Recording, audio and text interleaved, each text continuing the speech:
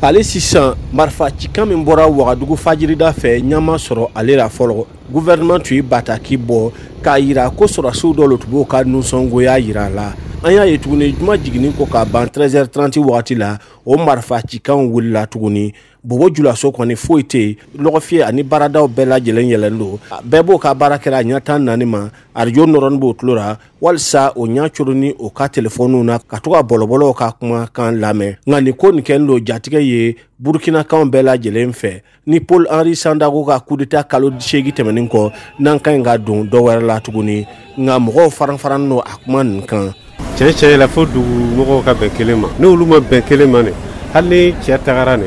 bansan lo mana fɔ de ni jama fara ɲɔgɔn kan ka ban fo taa wɛrɛ tɛ an bɛ dugawu de kɛ dɔrɔn ni bɛna kɛ ko nalagabɔ ala k'ale sigi an kunna sinon nin kɔni tagari ni cayara mɛ ɲa foyi lo tɛ an bɛ dugawu kɛ ɲɔgɔn ye se jamana nin yɛrɛ ɲagamana depuis ale yɛrɛ yɛlɛla ni saba pa mɔgɔ bɛ fagara dɔgɔninw bɛ faga kɔrɔ bɛ fagara e yɛrɛ ka filɛ kɛ min kɛra tout directement yɛrɛ sisan ale yɛrɛ ko yɛrɛ janfan tɛ a ka taa yɛrɛ de bɛɛ k'an kun ka lafiya sinon cɛ yɛrɛ jamana ɲagamin a bolo depuis a yɛlɛ yɛrɛ kun suma tɛ n'a tun sera ka dɔ bɔ ara an bɛ tugu a kɔ mais a ma se ka dɔ bɔ ara o kama loni an ko a ka sabari a ka yafa mɔgɔ min bɛ se nin an b'a di olu ma min bɛ se ka dɔ bɔ ara adamaden n'i tɛ se fɛn min na i bɛ sɔn k'i tɛ se i b'a di mɔgɔ wɛrɛ b'a kɛ ne ka cikan wele n'a min b'a tɛ se lele ala y'a fɔ ne ye ko a bɛ se ne parce que min bɛ kɛra ni jamana min taara bolo min kan sira ɲɛnaman tɛ ɲabara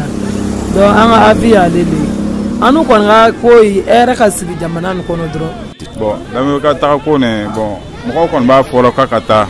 hali mɔgɔ an ye mɔgɔ wɛrɛ changé peut-être a bɛ se ka juguya nin ye Bobo Julaso kɛnɛgɛn min o bɛ wele ko place de la révolution ni maaw bɛ to ka fara ɲɔgɔn kan ye sɔrɔsiw kɛlen don k'o minɛ kami kunu ni tun ye Alidu Wejirago kumakan ye VOA Banbara tɔgɔra Bobo Julaso. On